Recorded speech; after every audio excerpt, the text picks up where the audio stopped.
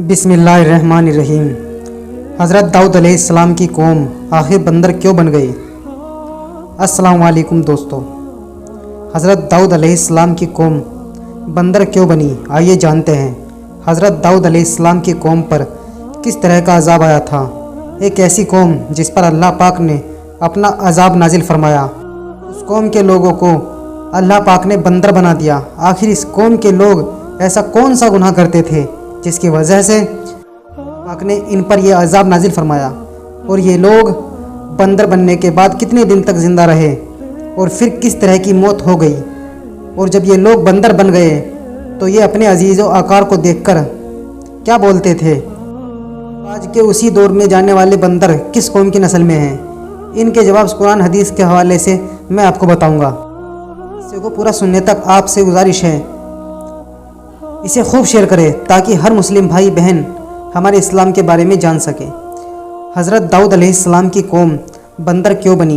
इंसानों के बंदर बनने की इब्तिदा किताब दाऊद के दौर से गायब इस वाक़े का पस नज़र कुछ यूँ है। हज़रत दाऊद अलैहिस्सलाम और उनके कौम समुद्र के किनारे इला नामी बस्ती में रहते थे। उनकी सबसे बड़ी आबादी 70,000 के करीब थी।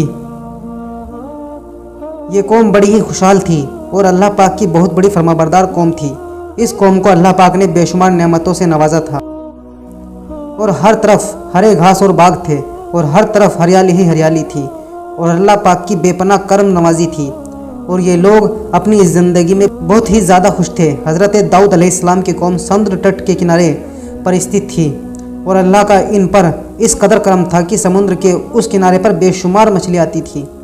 ये लोग व्यापार करते थे और बहुत ही खुशहाली वाली ज़िंदगी गुजारते थे।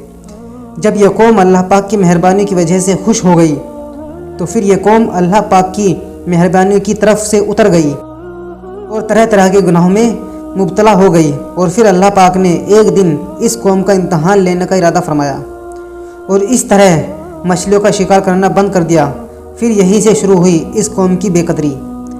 हज़रत दाऊद अलैहिस्सलाम ने अपनी कौम को बताया कि अल्लाह पाक ने हफ्ते वाले दिन मछलियों के शिकार को हराम कर दिया है। तो ये लोग बहुत ही ज़्यादा परेशान हो गए और सारी कौम सर पकड़ बैठ गई, क्योंकि एक हफ्ते का दिन ही वो दिन था जिसमें मछलियाँ बहुत ही ज़्यादा और ख़ुद ब खुद किनारे पर आ जाती थी और बाकी दिनों में बहुत ही कम यानी कि ना के बराबर ही मछलियाँ पकड़ी जाती थीं। इस कौम का गुज़र बसर मछलियों के शिकार पर था। इस वजह से अल्लाह ताला का ये हुक्म सुनकर ये कौम परेशान हो गई। ये लोग इस बात से बेखबर थे कि ये सिर्फ़ अल्लाह की तरफ से एक इम्तहान और आजमाइश है। फिर शैतान ने एक दिन दिल में लालच डाला, समंदर से बड़े बड़े नाले और एक हौज बनाई। जब हफ्ते वाले दिन मछली नाले में आती तो नालों से होते हुए बड़े बड़े हौज में आएंगे। इसी तरह फिर उन नालों का मुंह बंद कर दिया जाए और फिर अगले दिन यानी इतवार वाले दिन पकड़ लिया जाए। शैतान ने इस काम के लोगों को बरगलाया, ऐसे हम हफ्ते वाले दिन शिकार से भी बच जाएंगे और मछली भी हमारे हाथ आ जाएगी। उससे लोगों को ये वसवसा अच्छा लगा और उन्होंने ऐसा ही करना शुरू कर दिया और उन्होंने समंदर से छोटी छोटी नालियाँ बनाना शुरू कर दिया, जिसके ज़रिए ज़्यादातर मिकदार में मछलियाँ उन हौजों में आना शुरू हो गई। इस कौम के बदबख्त लोगों को शैतान का यह हीला बहुत पसंद आया, लेकिन इस कौम के लोगों ने यह सोचा कि जब मछलियाँ समंदर से आके उन हौजों में कैद हो गई तो वो मछलियाँ का शिकार ही हो गया।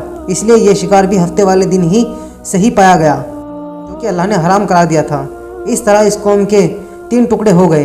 कुछ लोग ऐसे थे जो शिकार के इस हीले से मना कर रहे थे और शिकार से बाज आ रहे थे, और कुछ लोग इस काम को दिल से बुरा जानकर छोड़ रहे थे और उन्होंने शिकार नहीं किया, लेकिन लोगों को मना भी नहीं करते थे और देखने वालों से यही कहा था कि तुम लोग ऐसे काम को दीन में शामिल कर रहे हो, अनकरीब हलाक करने वाला है और इन पर अजाब नाजिल फरमाने वाला है। इस कौम में कुछ लोग ऐसे थे जो सरकस और नाफरमान लोग थे। अल्लाह ताला के हुक्म की मुखालफत की और शैतान की हिलकेबाजी में एक हफ्ते वाले दिन भी शिकार करने लगे। ये लोग अल्लाह पाक के हुक्म की मुखालफत करते रहे। हफ्ते वाले दिन मछलियों का शिकार करके खाना बनाते और अकेले रहते थे। हज़रत दाऊद अलैहिस्सलाम की कौम के 1200 ऐसे नाफरमान लोग थे जो मना करने के बावजूद भी हफ्ते को इन नालों के ज़रिए शिकार करते रहे। दाऊद अलैहिस्सलाम ने 1200 लोगों को अल्लाह के अजाब से डराना चाहा। आपने कहा था कि वो अल्लाह पाक की नाफरमानी से बाज आ जाए, लेकिन वो लोग बाज न आए और शिकारी शिकार करने लगे। चुने गए वो लोग जिन्हें यह बुरा लगता है, उन लोगों ने एक काम किया, अपने और इन नाफरमानों के दरमियान एक दीवार खड़ी कर दी। एक तरफ तो 1200 नाफरमान लोग रहते थे और दूसरी तरफ वो लोग थे जो शिकार से बाज रहे थे। हज़रत दाऊद अलैहिस्सलाम ने अपनी इस कौम के नाफरमानों को बार बार रोका, लेकिन ये लोग अपनी नाफरमानी से बाज न आए और इसी तरह अल्लाह के हुक्म की नाफरमानी करते रहे और उसी तरह का शिकार करते रहे। फिर एक दिन हज़रत दाऊद अलैहिस्सलाम ने लानत फरमा दी। उसका असर ये हुआ कि एक दिन किसी ने भी अपने घर से कदम बाहर न निकाला। ये मंजर देखकर कुछ लोग अपनी दीवारों पर चढ़ गए ताकि देख सके कि वो लोग किस हाल में हैं। जब उन लोगों ने उन नाफरमानों को देखा तो वो सब के सब बंदरों की शक्ल में बदल गए। अल्लाह पाक ने इन लोगों को नाफरमानी की वजह से इन पर अजाब नाजिल फरमाया। इन लोगों को बंदर की शक्ल में बदल दिया गया।